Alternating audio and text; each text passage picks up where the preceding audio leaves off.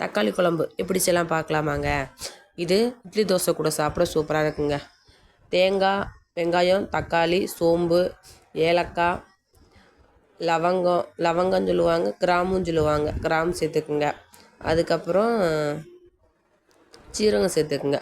சீரகம் சேர்த்த பிறகு பட்டை சேர்த்துக்குங்க. பட்டை சேர்த்த பிறகு பொட்டுக்கடலை, இதுக்கு மெயினே பொட்டுக்கடலை சேர்த்துக்கணுங்க.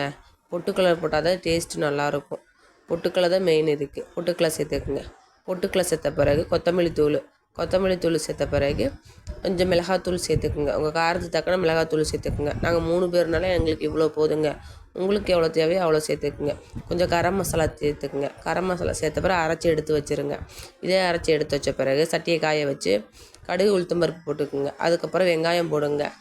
நீளமாக பெரிய வெங்காயம் தாங்க இதுக்கு போடணும். சின்ன வெங்காயம் போடக்கூடாது. பெரிய வெங்காயம் போட்டால் தான் நல்லா டேஸ்ட்டாக இருக்கும். ரொம்ப பொரிஞ்சிடக்கூடாது. கொஞ்சம் கோல்டன் கலரில் வதங்கின பிறகு சேர்த்துக்கணும். இந்த மாதிரி 3 பச்சை மிளகா போட்டுக்குங்க.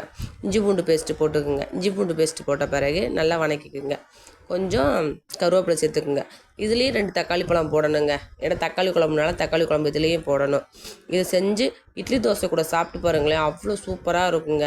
நம்ம அரைச்சி வச்சுருக்கோம்ல பேஸ்ட்டு, அதை தூக்கி கொட்டிடணுங்க. தூக்கி நல்லா தண்ணி இதுக்கு ரொம்ப கட்டியாயிருங்க. தண்ணி உங்கள் தேவைத்தக்க கொஞ்சம் நிறையாவே விட்டுக்குங்க. கூட தோசையும் ஊற்றிட்டேங்க. அப்புறம் இட்லி சாம்பார் ரெடி ஆயிடுச்சுங்க. பிடிச்சிருந்தா ஷேர் பண்ணி, கமெண்ட் பண்ணி, சப்ஸ்கிரைப் பண்ணுங்கள். பாய்.